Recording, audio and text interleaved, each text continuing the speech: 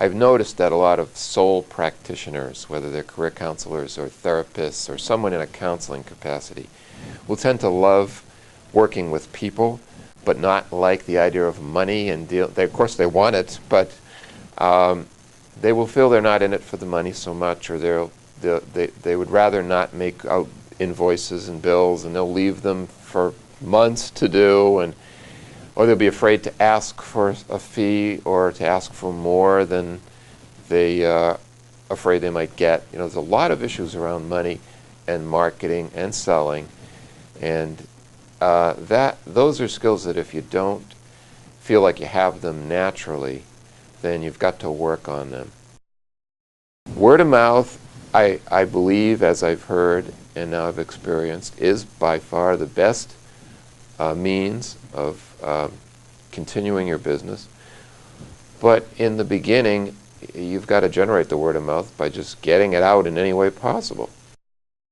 I can tell you, generally in a relationship business like this, advertising does not work. It's crazy because you pay so much more money for advertising, and you think you're getting exactly what you need, the word out, and you could spend thousands of dollars on the most well-crafted ad that you could hire an ad agency. You could do all the so-called right things. You could have your ad in a magazine or a newspaper, issue after issue after issue, and you could get absolutely zip for it, absolutely nothing. And I don't say that's just from myself, but from other consultants that I've talked to over the years that have tried it. So advertising is generally not the way to go, but anything that is more relationship-oriented is, such as in the first year we did a job fair where we had a booth at a job fair. There were 400 employers who had booths at that job fair, and there was us. We were the only career consultants or career program that was represented there. For 2 days, 10,000 people came through that job fair, and I don't know, maybe half of them came to our little booth. But we really were a popular booth, and so we were able to meet people, most of whom did not become clients, but enough became clients that then created those relationships. They did one thing with us, and then another thing, and another thing, and then they spread the word of mouth. So getting right out there and interfacing with people was really critical. Do anything you can in theater. If it's stage manager, take a bit part, be an extra in film. Another important thing usually is a headshot. A lot of auditions you go for, they ask for a headshot and resume. Classes help you network and get to know other people in the business with the same interests. And that worked for me because you had a group of people who were supportive. You could try things, you could be, try different things, and they would always be there to cheer you on. And you felt like you would work your confidence back up to a level. Another thing that's great is community theater. That's a great avenue to meet different people and get a performance on without getting paid for it, but still sharpening your skills, still building your resume, and still feeling part of a community. Most of actors I know and actresses are bartenders or waitresses, but a lot of them have full office jobs and do the community theater, or will go for an audition and work out with their time off benefits. You really need to be leery of the quick money fast, or the agencies where they want you to pay money up front. Most places you don't need to pay any money. You might need a headshot, which requires some initial purchase by you, but that's for yourself. Any place that asks you for money up front, be very leery of. Build a network, meet people. You'll find out what they've tried, where they're going, when the auditions are, if it's worth going. And it gives you a safety net, somebody to bounce things off of.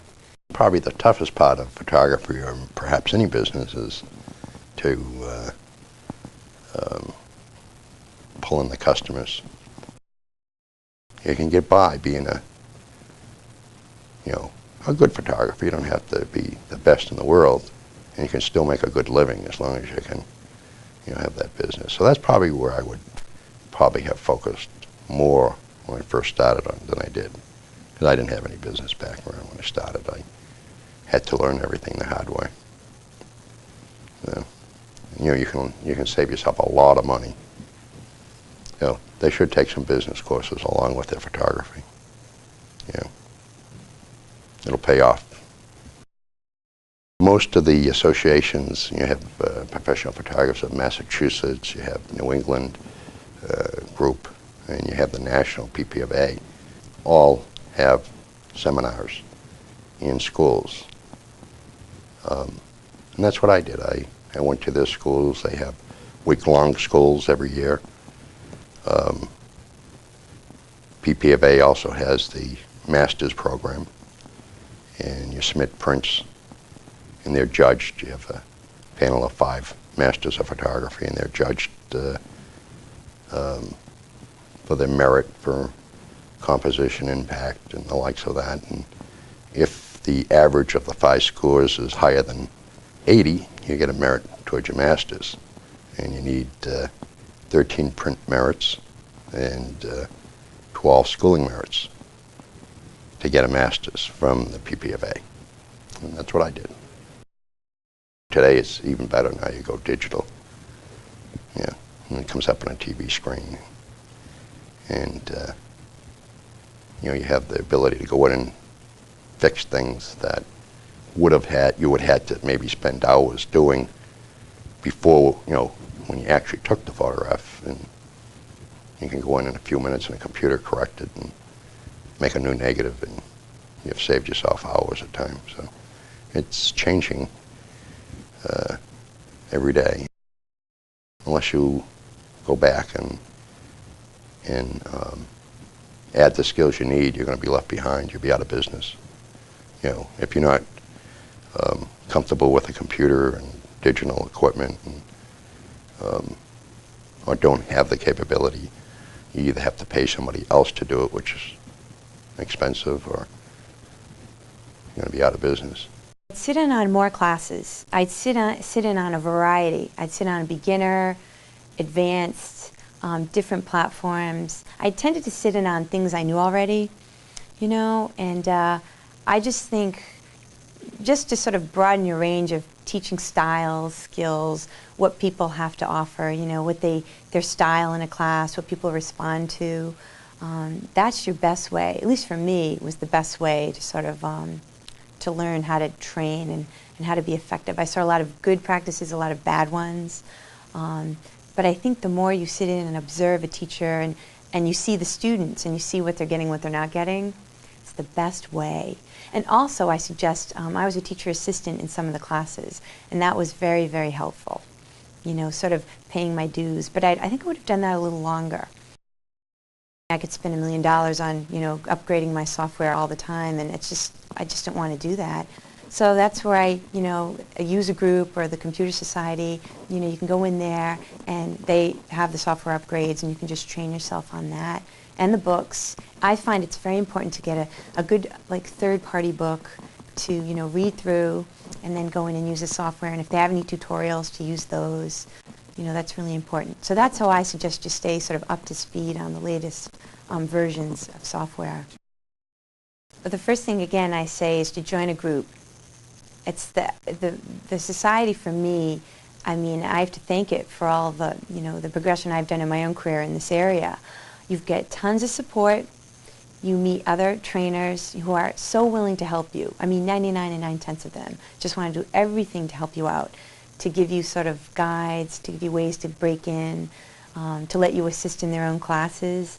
That, for me, that I believe is the best way to break into it. The usual level for a psychologist is a PhD or doctoral degree. So after completing a BA, one would go on to graduate school. There is also a master's level in psychology where you can practice in some of these domains, but it doesn't give you the breadth of opportunity as a doctorate would. Within clinical psychology, the doctoral training involves coursework, research, depending on the kind of program you're in, practicum training in which you have direct opportunity to work with clients under supervision, And then after completion of the dissertation, there would be internship training, which would be 1 or 2 years in an applied setting with considerable supervision. You spend much of your day hearing about very serious problems that people are facing. I work a lot in the area of people recovering from trauma and abuse. So some of the stories that I've heard about the suffering that people have experienced is pretty intense. So you need to be able to learn how to both be available and engaged with your clients and at the same time not carry the emotional burden of their stories back with you, to be able to separate your work life from your personal life.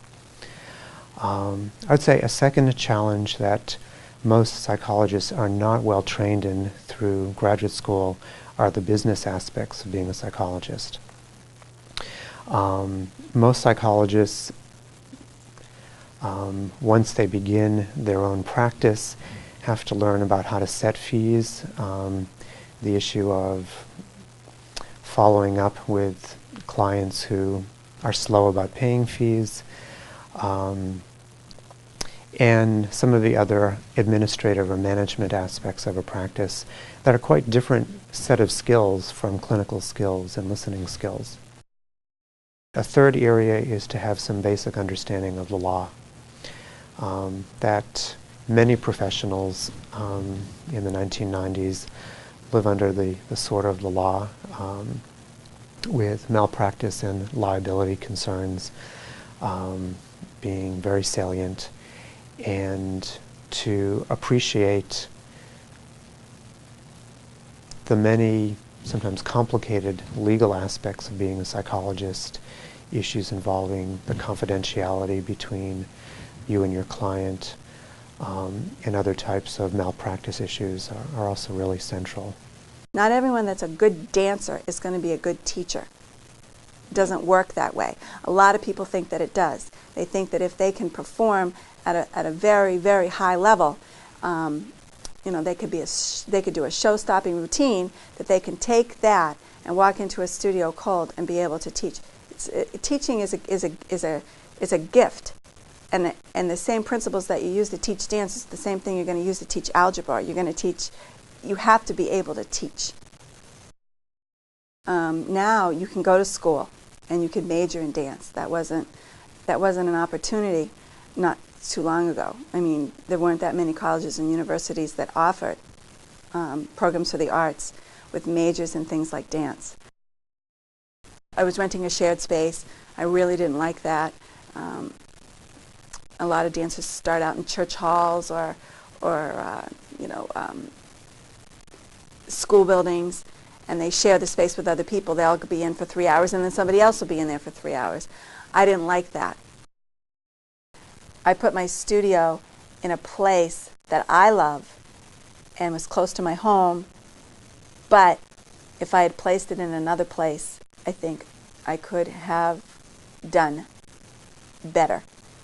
There's a need not only to understand accounting, but to understand today's technology and information, and also to understand good communication and communication skills. It's a shame to see a lot of people come out of school who are technically very proficient, but can't really communicate all that great information that they have.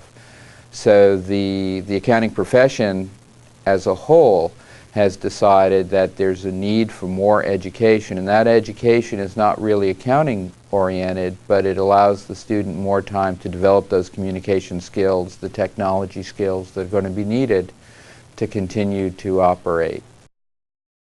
By the end of the century, which is now only a few years off, accounting graduates will have to have 150 hours of education so that there will be at least a year beyond a bachelor's degree required for somebody to become certified. If you're thinking of starting off by yourself, you're going to be at the small firm end. And the small firm today really has to find its niche, so to speak. It's not going to be sufficient to be a generalist as in the past, and it's not going to be sufficient to just be able to provide accounting and tax services. but there has to be additional value added to the services that you provide your clients, so that you are likely to perhaps lean towards providing financial planning work or consulting with your tax clients, or perhaps there'll be other information technology work that you'll be doing with some of your accounting clients. But you're going to have to be broader than just the traditional bean counter that wore the green eye shade years ago. That no longer will work in today's world. There are two halves to the job, the computer side and the people side. A lot of people aren't that good. A lot of people are good at either one or the other, but there are very few people that are really good at both. So that's an important thing to think about and ask yourself if you really like to do both of those things, if you really can do both of those things. There are some good ways to get started. I think a good way to get started is to find a way to work on some project, even if you're not going to make money at it. And I think this is how people frequently do get started. It's kind of how I got started.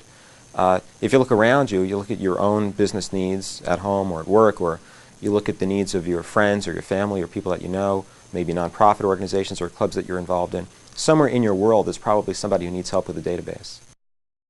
If you're doing many different things, you can't really do any one of them very well. And you have to communicate well, and you have to program well, and that in enough is a big departure and a big stretch and a big challenge to handle. I think it's really too much to expect that you're going to really understand more than one or at most two platforms or programming languages or database systems and still really be competitive and effective at them.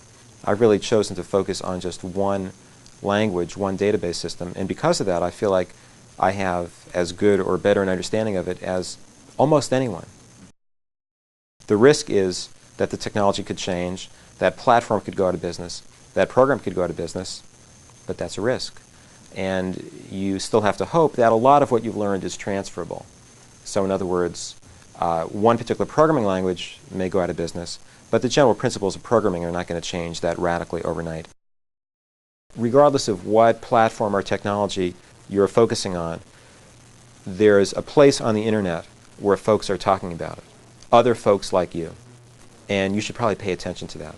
And that's a way for you to learn about the technology, learn about the platform, and it's a way for you to learn about and learn from other people who are doing what you do, or who are doing what it is that you want to do. So I have relationships with people around the country who do what I do, and it's really because I've met them through these electronic forums.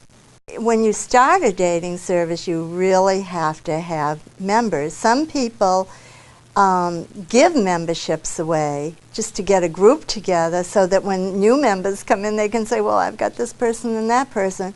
I remember when I started this initially at the very beginning, it was very difficult. One of the pitfalls of the business is that when you go in it, you think that all your friends are going to come running over because there you are and they want dates and they like you, and why not? Let's go see Joy and she'll fix us up. But a lot of times it works just in reverse of that, because people don't want you to know about their broken romances. They don't want you to know their daughter is looking for a husband. And they actually might shy away from approaching you. They want you to think their daughter is the most popular girl in town. So you won't necessarily be picking up a lot of business. You might, and you will some, but you can't rely on your friends in this business as a source. Sometimes, you get a little taken aback because there are some inappropriate services that correlate to a dating service, such as escort services, and that would be the last thing I'd want anybody to think that I was involved with.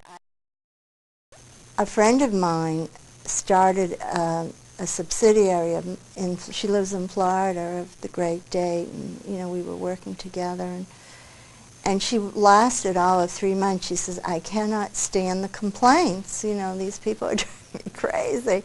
So I think a person has to be almost a little insensitive to complaints and be able to deal with complaints. If it doesn't click, someone's going to be hurt. And you are the middleman, so you have to try to soothe the wounds and get these people back on track without having them lose any self-esteem. The licensing process is critical if you're going to go the route that I went, because you need to be able, in terms of distributing products or talking about them, you need state licenses in health, securities, and life. And then on the national side, from the Securities Exchange Commission, they sanction the NASD, the National Association of Securities Dealers, to test.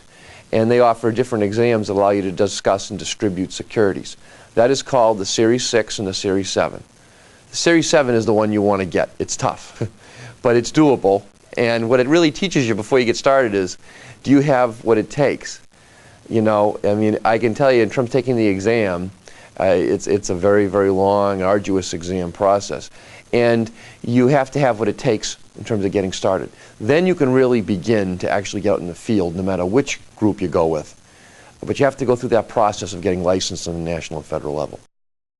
Then what goes on is, after you get into that and you start to build up in your career, you want to enroll in the College of Financial Planning in Denver, Colorado. And they have extension courses you can take in terms of dealing with the courses. And what that's about is that there's 6 key areas of financial planning you have to learn about: financial position, protection planning, investment planning, tax planning, retirement planning, and estate planning. And the way the program works, and typically it's about a 3 to 4 year degree program to become certified, which is Certified Financial Planner. And the Association of Financial Planners bestows that designation on you. That's a trademark, registered trademark. You can't put that on your business card unless you've passed all the exams in all the 6 key areas, plus the comprehensive 2-day exam. Very similar to the CFP. Plus meet the education requirement, plus meet the experience requirement. Fees are something that allows me to do the formal intellectual work on a person, and also for them to have an objective look at their situation. And they're free to go anywhere they want with it after that. But what it does is it puts it right out there that says, if you're serious about the commitment, it's easy to be serious if it doesn't cost you anything. But if it costs you something, it's going to cost me something to do the work. Will it cost you something to get started? You find out who's really serious and will jump over the hurdle. One of the most important things clients look for in terms of working in a relationship is they put the burden on you to be the proactive one. They will call you an urgent issue, but 2 years can go by without seeing somebody, and that's always going to fall on your doorstep. So the next step for you is to take the risk, the investment, the challenge, I found, to then step up and say, how can I put in the systems necessary to be sure I'm giving them an opportunity to come in. If they don't, they don't. But at least I've documented I've done my job. And you know, that's all I can do. I first had to see what clientele I did have and what areas of the industry they were from. And from there I could at least get a category. From that category, you can always go to a computer and get the business numbers, the SIC numbers from there, and you can acquire lists, names, addresses, phone numbers of anyone that is in that particular business in this state. So as soon as I generate that list, I will start doing direct mail. I tried local papers, I did advertising there, I got nothing back. I did a lot of trade magazines, got nothing back. But what I did do at the beginning that worked real well is I went to all the trade shows, and it's called working the other side of the table. So they all pay for the table in the booth, which is like $1,000 that I couldn't do, and I just go in, act like I'm a consumer, and hand out my stuff. I had to get over my fear of the phone. I really have to say that. Even when people called and they wanted me to call them back, and it was for business, I was afraid to use the phone. I got over that real quick. I mean, there was some anxiety and struggle there, but what works for me is soft sell on the phone, and I really know what I'm talking about. And I know this business inside and out because I run every aspect of it. But I always talk in terms of we. I really don't want people to know, this is too late, that this is run just by one person. There's an image problem there. So I always say in terms of we. When I get a question or someone is asking me something that I can't think through that quickly on the phone. Well, I'm offering you this, this, this, and this. If you'll discount this, this, this, and this, I'll have to take that before the board. I'll be glad to get back to you. I will certainly make the presentation. I've learned not to answer those big things on the phone. My product's only as good as the information that I pick up. So I need to deal with those factors and those people, and that's the part that can get you in trouble. I've had to fire a lot of people. Can you believe that? They just don't go. Or they go and they don't get all the information. You know, you have to just, your help makes or breaks your product, so that's where all your expenses are. Direct mail works. And it works real well if you go to a trade show and get all their business cards with their names on it. So then you have direct mail with their name on it, and they know it's not junk mail. And I always do first class. They don't want to read bulk. And it's always handwritten. No labels. Handwritten, they will open. Handwritten with their name on it. If I sent a piece to you with your name on it, handwritten, you would open it. I started talking to people in the business because I didn't know what artistic administration was. I didn't know what a producing director does and what a managing director does and what a development director, marketing director, I mean all the different job titles that go into making a play happen on stage. And so I just started talking to people, and I actually went to theater companies and offered to just help them out, just so that I could pick their brains and find out what was out there for me. And I then got a job through there's a publication called Art Search, which is it's very, very valuable, I think, for anyone who's looking to get into administration to get, and it's put out by a group called Theater Communications Group in New York. Well, there were a lot of things a lot of skills that I possessed that I sort of took for granted, that I didn't realize in the theater business or in artistic administration, because you need this whether you do theater, TV, or film, that I thought were just things that everyone possessed. Organizational skills. I mean, I get resumes every single day from prospective actors from New York, from Los Angeles, equity, non-equity, SAG, just the gamut, and to be able to know where to put those people and how you want to file them, and so that you can access them most easily when the time comes. So I think that being organized is really important, very, very detail-oriented. I think that regardless of what aspect of artistic administration anyone gets into, you really have to be outgoing and really understand the artistic temperament and yet be able to maintain a business-like demeanor. And that's straddling two very, very different worlds. Make sure that it's a field that you really, really love, and that you know that you could go make twice as much money with your skills somewhere else. And with that in mind, you do it because you love it. That would be the first thing that I would say to them. I would also say to them that it's a lot of networking, and you need to be prepared to sell yourself to other people. And if that's not something, if you want to progress in the business, it's all about connections. It's a very small business, and people don't realize how small a business it is. Once you're in your market, for instance, in regional theater, I'm running into the same actors, the same administrative people again and again and again. I'm sure that it works the same way for film and television. Once you have a creative team that works well together, they're going to stick together, and trying to break into that shell is really, really difficult. So I think you need to be prepared for that. First of all, I would say that get an education, and I not necessarily, again, a formal education. Get involved in the business. Work for an insurance company. Work in an agency. Learn the business. There's a lot to it. In retrospect, yeah, sure, I would have tried to become. I would have relied more on perhaps some advertising, marketing, some mass marketing schemes. Even even though the cost of those things, when you're starting an agency, seem high, I think the reward would have been better. As you know, I would have gathered more business faster. Really, the bottom line here is that how you treat your customers once you get them, is probably the most valuable advertising that you can do, because these are the people that will tell other people about you. And if their experiences are good, obviously, that's advertising right there. So I think the service, if you service your clients and take good care of them, a lot of that business will generate new business. The first couple of years are really dry years. I mean, you're just starting from scratch. And, this is a business where, or at least for me, this is a business where you develop your clientele and you get paid on those policies year after year after year. So as you build your book of business, obviously you're generating more commission dollars. So you can imagine the first couple of years starting from scratch, you're really starting from zero and working from there.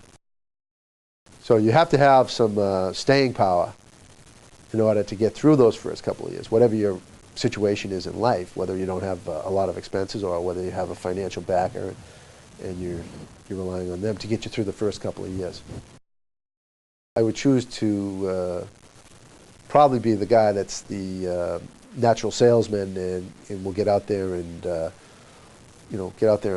bring in the new business over the person that's just going to rely on the clients that they developed over his 10 years in the business. I happen to be the latter when I started, but looking back, I think that if you're the sales motivated type, if you like getting out there, meeting people and talking with people and developing marketing ideas and plans and implementing those things, I think that's a key to getting yourself off the ground. Perform for your friends free of charge. Do some free work in hospitals. Do some work in the community. Offer your services. Let them know that you're starting out, that you're not a professional, that you're an amateur, but you're aspiring to be a better magician, but you will give them a show. And if their expectations aren't that great, and they can say, we can live with that, and for the price, and we don't have a budget, we'll take it. And no one's disappointed. You can join organizations, obviously, different social groups, social organizations, community organizations, that's going to give you exposure. And when people find out that you're a magician, they're certainly going to be interested in possibly hiring you for different events and different functions. There's also the magic associations, the national organizations like the Society of American Magicians and the International Brotherhood of Magicians are magicians organizations that provide conventions and meetings where basically you can learn to hone your skills and develop your magic abilities. During the week when you're not working, you're on the phone, you're taking people's information, what kind of a show do you want, what's the date, you've got your books, you don't want to miss a show, you don't want to show up a day late. I mean, you've got to keep excellent records, you've got follow-up, you've got contracts, you've got all kinds of paperwork.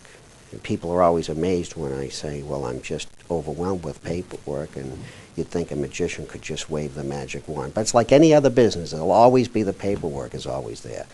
But that's part of the job. And if you think that that doesn't exist, you have to know before you start the business that, yeah, you're going to have paperwork. I think the most important thing is to really work on having the right attitude of respect and care and compassion, and try to convey that to the client in being themselves, to really enjoy what they're doing and be themselves. And that word of mouth will take care of the advertising. It is amazing how a small group of clients, 5 or 6 clients, can lead to well over 100 clients.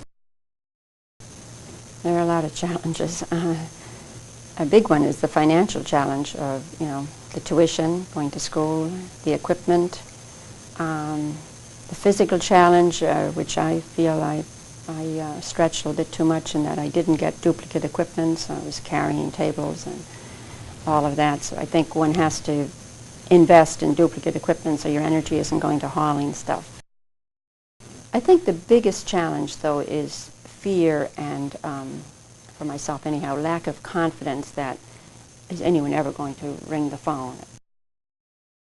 The best thing to do is when you're starting out, give massages to a lot of people who have never had a massage. and they will give you such wonderful feedback because it is such a nice and new experience for them that they will be so affirming that that boosts your confidence, and then you do realize there's something happening here that's not just what I'm doing. You need to be well connected within your industry. Hopefully you've been in it for a while. You're a member of Meeting Planners International. Perhaps you're a member of SITE, Society of Incentive Travel Executives. I mean, one of the hospitality industries where you have some really solid contacts. So first, I would suggest letting all of those people within your industry know that you're making this change. And that second, I think picking a focus for your business. I mean, what market are you going to be focusing on for sales? There are several universities, I think Columbia is one of them, that has a degree in event planning as maybe part of the hospitality degree. In addition, there's also certification now. It's called Certified Meeting Planner. And there are many components to receive that include experience. You need to have a baseline of experience in the industry, and there's an exam that you take.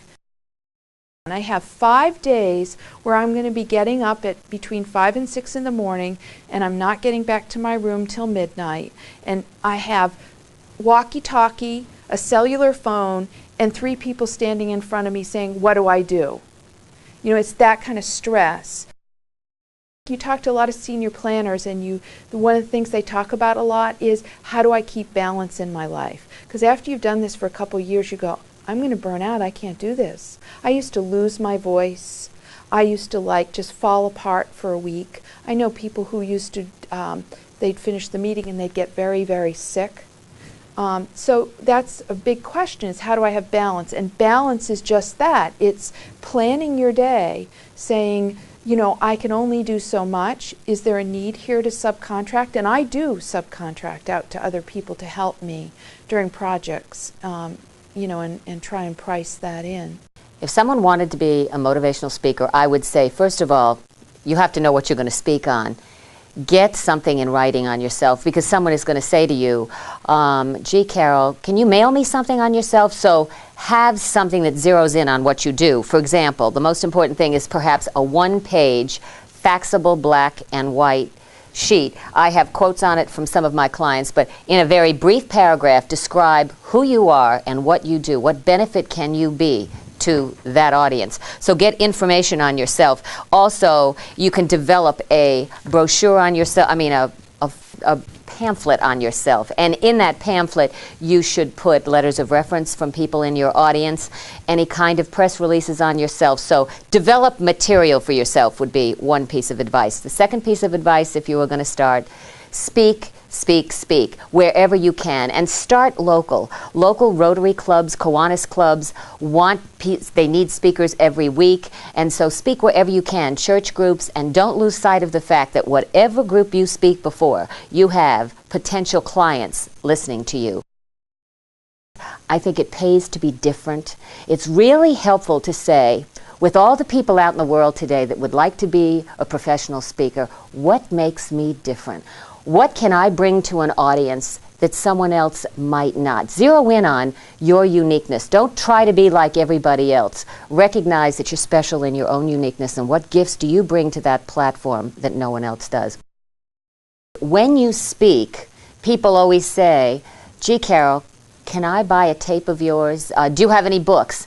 And as a speaker, you really should have a product. And someone said to me once, it was Larry Winget, he said, if you have a speech, you have an audio tape, because you could tape yourself. And if you have a speech, when you give it, someone could videotape you, so you have a videotape. And if you go home and you type that out, you could have a book.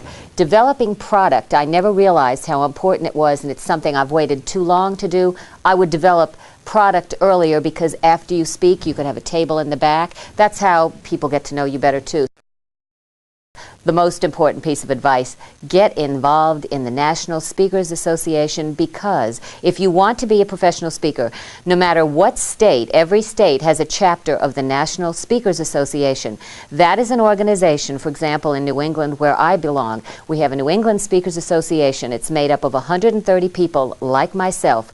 We all want to help each other. They They say, what questions do you want to know about? Let us help you. If you want to learn how to market yourself, if you want to learn how to develop better presentation skills on a platform, if you want to know how should I dress, what kind of written material should I have, the National Speakers Organization is fabulous, and it helps develop you as a professional. There's the very, not tedious, but definitely nuts and bolts work of setting up, for example, the planning process. You have to set up the meetings, you have to send out memos to get people to the meetings, you have to have your lists updated, you have to have all these databases so that when the time comes to, say, put out a call to artists, you've got a list there and you don't have to create that list at the last minute.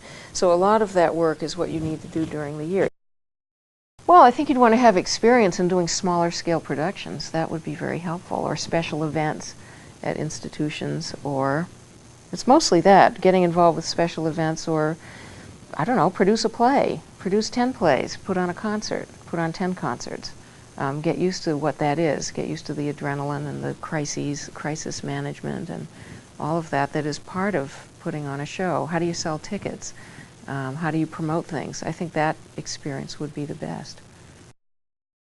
We hired a publicist, which I think is very important. I think that's such a specific field. That is the one thing I would say, if you're going to really hire somebody, get a publicist. I don't think you need an MBA in order to do it, although that probably wouldn't hurt. And knowing something about publicity and getting people involved. The other way to get involved would be as if you had experience as a community activist. It's anything that gives you experience getting people together and making something happen, whatever that is. It might be producing a yearbook, or it might be holding a political rally. Anything like that I would think would be good experience for running an arts festival. When I first started the business, I used to go, someone would call, and I had no idea how to use telephone, and telemarketing was so scary. And I get very excited about what I do because I love it. So I had to learn the hard way that once I open my mouth and I'm not on the clock, I'm going to give it all away because I love what I do and I love people. So what I stopped doing was, if they call, I explain the service. I got a sales trainer to help me come up with a script on how to do it over the phone. And if they were interested, I booked the appointment right there. So I never walk into anybody's home or office not on the clock. Start with the yellow pages. I went through the yellow pages and called everybody that was in my field and asked what their fees were. That was how I started, so I got the range right away. I started at the low end, and then knew very quickly, within a couple of months, how talented I was, knew how efficient I was, knew that I was doing things that other people weren't. My newsletter, I started it 3 years ago. It was mailed out to everybody that went to my wedding, which was what, 250, every woman that went, it was 250 people at my wedding, so divide that in two. So that's how I started. And then I started putting everybody on that list that I worked with, my own contacts. And then just going to networking events. And again, part of your follow-up and your marketing plan really has to be, okay, you go to all these great events. You could go to lunch, breakfast, dinner, 5 days a week. You got to kind of limit your time. But what do you do with the key people that you meet? And all of them went on my mailing list, and that's how the business started to grow. What I wasn't very good at was sales. And when you own your own business, you can't just be good at going to the store and putting outfits together. You have to do everything. You have to be the accountant. You have to be the bookkeeper. You have to be on the computer one day. You have to take out the trash. You have to service clients. You have to do follow-up notes. You have to do marketing materials. You have to network. There's a lot of pieces that go into it. So I approached it like a business. And I actually did keep a part-time job for the first year and a half. And I worked really, really hard. I worked 7 days a week because I wanted it. And how I started to get clients was I did a lot for free, with the assumption of if I was good and if I did have talent, they were going to refer me. And that's essentially what happened, is I started getting referrals and the business started to grow.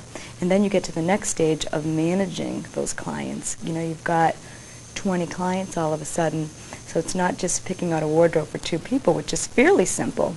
It's now how do you organize your time to service 20 people correctly. I think that having good communication skills and being able to speak with many different people in different situations is definitely a number one. I also believe strongly in going out there and talking to people in the marketplace. And it's difficult to talk to people in your own marketplace because they're your competition. So I recommend going to another state even if you're on vacation and you see people in a business that you're interested in, just going in and striking up a conversation with them or asking them if they could speak with you at a later time or if you could take them out for coffee. I also think using your local Small Business Development Center, SBDC, and also using the SBA is helpful because we were able to find other businesses who had used these services who were willing to have a chat. I've found that being the principal in a business, you are responsible for many, many different things. But I think that something to keep in mind is that I'm not an expert at every single field that's involved within my own business. So I feel it's very, very crucial to hire appropriate people to help you out. And I believe that every small business should have their own attorney and their own accountant because I'm not an expert in those fields. And I also believe that many businesses don't thrive because the person in charge thinks, I have to be great at everything I do. And I don't think that's necessarily true. I've found that direct mail advertising is definitely one of our best forms of advertising, and we use a mailing list that we've developed from within. We ask all our customers that come in whether or not they'd like to be on our mailing list, and we've built up a mailing list now of over 1,200 people in less than 3 years. Our best method has been sending out postcards, which we do about 4 times a year. We announce our sales through our postcards, and then we'll also send out postcards a couple times a year with special incentives to encourage customers to come in and to also be able to see what percentage of people who are receiving our postcards are responding to them. I think if I were starting this business, I would first look at my market. What's in my geographical area? What is the opportunity? Okay, if I'm in a heavily populated residential area and thousands of homes, and I know the area, I have a feel for how things work, I kind of have my thumb on the pulse of the community, I'd look at that first and evaluate the opportunity. Secondly, I'd look at what competition is out there. Okay, is there another company that's already doing an excellent job, or 2 or 3 other companies that are already doing an excellent job? Maybe there's really no room for me to start from the bottom up. I'd be real careful with that. And then I guess the third thing I would do from day one is I'd dedicate an hour a week or whatever I could afford, but some amount of time to public relations, because that is a big payback. When you do things for the community, when you do things that work for you, and public relations don't necessarily need to be sponsoring a baseball team, it can also be just writing a little safety minute for your local newspaper. But you become the respected expert because your name is in print. And if you start that from day one, 2 or 3 years down the road, you'll be in demand because you're respected as an expert. And it won't be a competitive situation. Somebody will want you because you're the person in the know. For somebody who is thinking about getting in the business and saying, where am I going to get my business? A real good time is people that are doing work, whether it's building a new house, which is easy to address the situation because they're spending money, number one. An alarm system is now a practical thing to do, not a luxury, as it might have been 15 years ago. And it's easy to do the wiring and more cost-effective while the walls are open. An easy way to find all those people that is almost universal across the country is that when people go to build a structure or do additions on their houses, they have to take out what's called a building permit. And that's public record. So you can go to these 3 or 4 or 5 surrounding towns, and all of a sudden you have 200 or 300 really qualified people that you can call and naturally say, gee, while you're doing this work, have you considered how easy it would be? And next thing you know, you've got more appointments than you can handle. We've tried to create over the years associations or partnerships with associated industries, if you will, and I say industries, but people that we deal with every day. Police and fire departments. They're our naturals. If an alarm goes off, we're calling the police department. So why shouldn't we be partners with them in some fashion? And what we've really done is gone into these places, the police and fire departments, to offer them information about, here's what you may find when you go out to a house. When a fire department goes in the middle of the night and a smoke detector is ringing, what is it? How do I shut it off? So by teaching them that part of it and offering them information, we become a resource to them, and indirectly they will send people to us as a resource. When someone calls the fire department as the fire prevention expert and says, who should I buy this fire alarm from, or where should I get it, or what brand should I buy, rather than being committal, they can simply say, well, here's the guy in town who's the expert. And that's a relationship of us providing them information, so we're giving and we're getting a lot back. It's a form of marketing, but it's very subtle, and it's a win-win for everybody. If someone wanted to get into their own import-export brokerage business, to work for a small company where you would learn the ins and outs, you would handle every facet of the import and export, from documentation to buying freights and selling the freight rates I'm talking about. So you can really know exactly the shipping details, and that's what a lot of people in the biggest companies aren't aware of. Quite often we have to lay out $3,000 to make 100, and we might have to wait 15 to 30 days before people want to pay us that $3,000 plus our $100 service charge. Back more than 5 years ago, the people used to specialize: transportation only, broker only, forwarder only. Now everybody's doing brokerage, forwarding, because the competition is so great that the rates are down and everybody's offering rates to everybody. The bottom line is who's got the best rates is going to win the business. Some consultants go through agencies, and I basically don't feel that you are self-employed if you're going that route. I consider myself self-employed because I get paid on a 1099 form of payment, which means that I can deduct certain business expenses.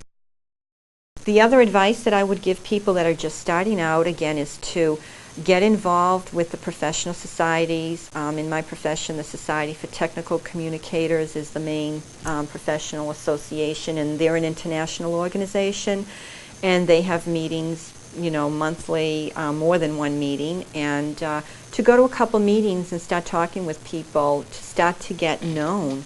And you can volunteer to do the newsletter, not be the only person, but there are things that you can do volunteer-wise that will start getting your name out there. A very marketable skill nowadays is writing online help for software programs, and that's a lot of fun. You need to know the productivity tools like Doc2Help or RoboHelp to be able to do that. And if you're writing printed documentation, you need to know Microsoft Word for Windows or probably FrameMaker as a desktop publisher. So there are a lot of skills that you need to know. And when you're at that level, you certainly can demand a very good hourly rate. A challenge for a lot of technical communicators right now is how to deal with the information. We've always dealt with information before. It's just always ended up looking differently. Sometimes it was on print, sometimes it was in online help.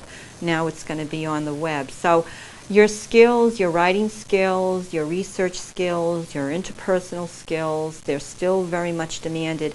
But that next step of keeping up with technology, it can be a drawback. It's not a bad idea if you're establishing yourself for the first time to go through an agency, because then you might be able to get real work assignments on your resume. And after then you've established yourself, you can break away. Starting your own agency, starting your own business in general, you need to be able to fill in. When I first started, I only had 2 agents. If I was down 50% staff. You can't afford to be down to 50% staff when service is your product. I would definitely say get experience. Don't just open up an agency with just travel experience. You need to be an agent. You need to, when I started, I was able to do everybody's job. I could be an accountant. Actually, I didn't hire an accountant until I was in business for almost 5 years. And then I could afford to hire an accountant, but in the beginning I was doing the accounting and the accounts receivable. I could take reservations. I delivered tickets. I just did everything. That knowledge of being able to do everyone's job gains you greater respect from your employees. When they have a challenge or a question, I'm always reminding them, I used to do that, I do understand, and therefore they don't have the edge over you. You're much less over a barrel, and you are much more on a human and able to relate to the challenges that they're having. I always thought when I opened a business, I was so focused on sales, marketing, finance, and the actual managing of those two, and the balance of those two. My biggest challenge overall in the last 10 years has not been either. My biggest challenge has been managing my agents.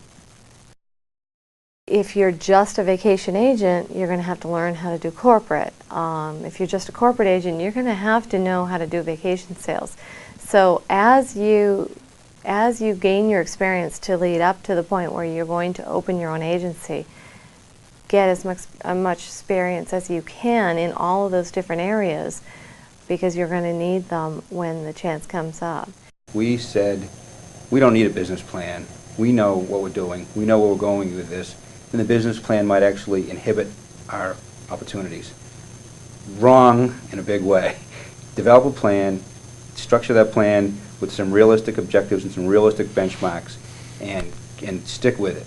And once you get to a point where you've allowed yourself the room to shift a little bit, and do it. But a business plan is absolutely critical. And we heard it a million times before we started the business, heard it 10 times that when we started the business, and we didn't do it because we thought we knew enough that we could get by without a plan. And we were wrong. I mean, you got to have a plan. I think it cost us probably 6 or 8 months of business opportunities because we didn't have a plan.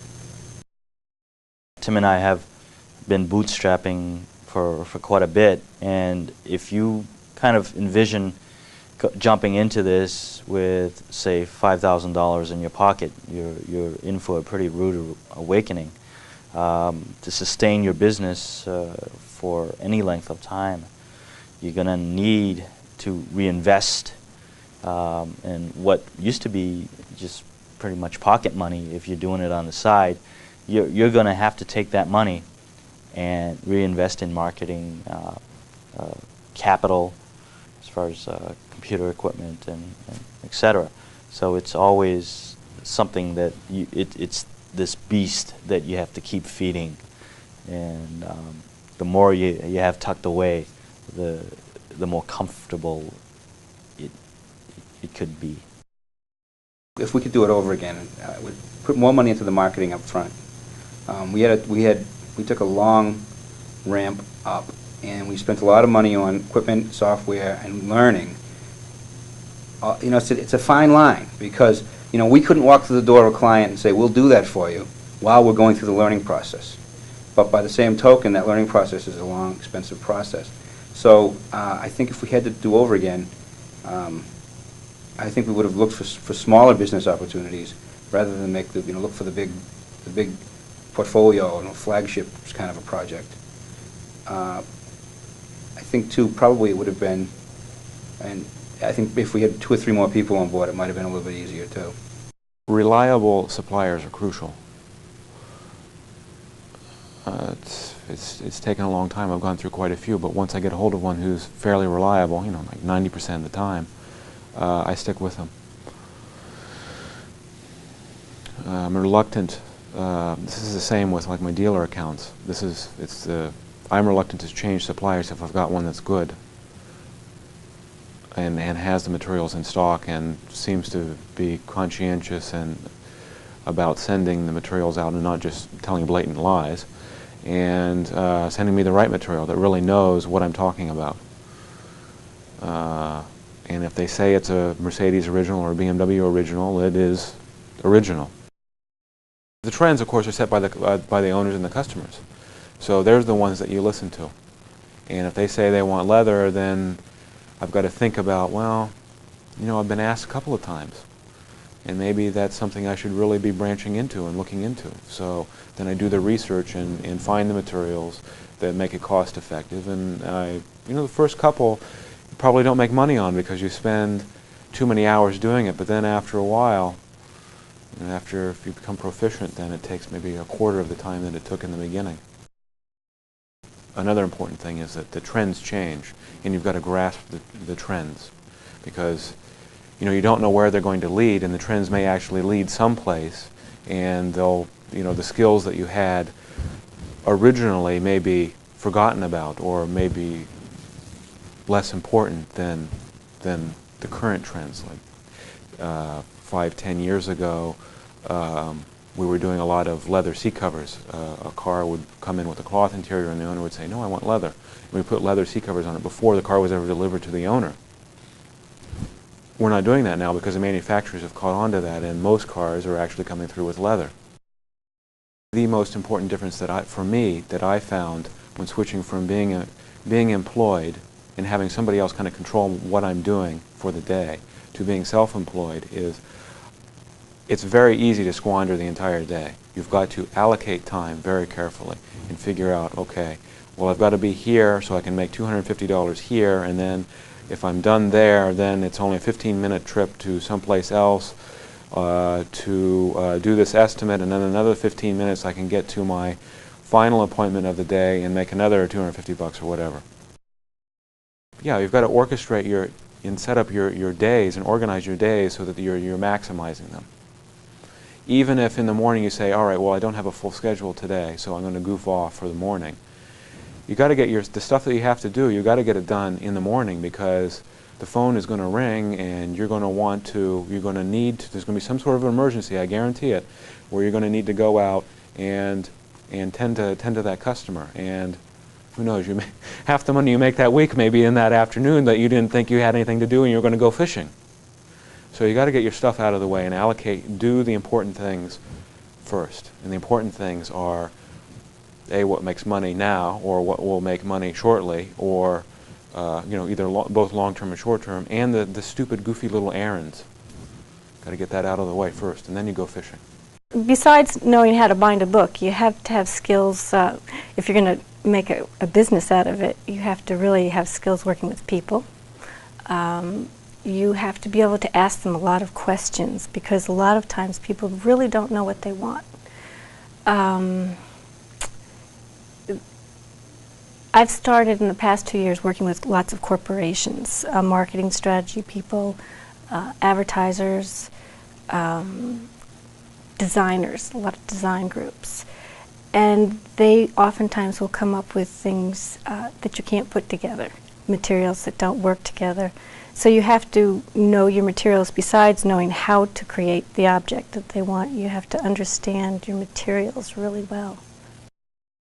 Whenever I work with any advertisers or any marketing people, I always make them a dummy. Always. It might not be exactly what they want when they're finished, but I'll come up, if they tell me they want something and I say, I can't make that, or those materials are not going to go together, I'll prove it to them, but by just using small things. Sometimes I make a dummy that's just a small model of what they want. But I always make dummies for people. And so they have a real sense of what they're going to get when it's finished. One of the things that I would do differently is I have moved 4 or 5 times in the past 4 years, finding the right spaces. I've often shared studio space with people, and if I was going to start a business and knew that I was going to start the business as what it has become today, I would have gone right out and found my own space and invested the money in it that was comfortable for me. Pricing things was probably the most difficult thing that I've had to do. I went around and looked at handmade work and went around to binderies and asked how much things cost. And then I tried to price things by an hourly rate, what I was comfortable with when I started. And after getting more jobs and more jobs and more jobs, I found out, well, I was really undercutting myself, and I could charge more money. And so I just raised my hourly fee. And every job that I take, I tell people I charge them by the hour. So if they come in and waste my time, it's going to be their money. One of the things that is very important when you're working with a corporation is that you make them sign all the changes as you go, because at the last minute somebody will say, oh, well, we didn't want that. And you can pull out the dummies and say, you signed this. This is what you want. And that's very important. I learned that very early, that people will change their minds and they won't even know they didn't tell you. And so when the work is done, they don't want it. And if you can pull out all the paperwork first, who's going to pay for this now? It's going to be them. And if they want the changes made, it's another job.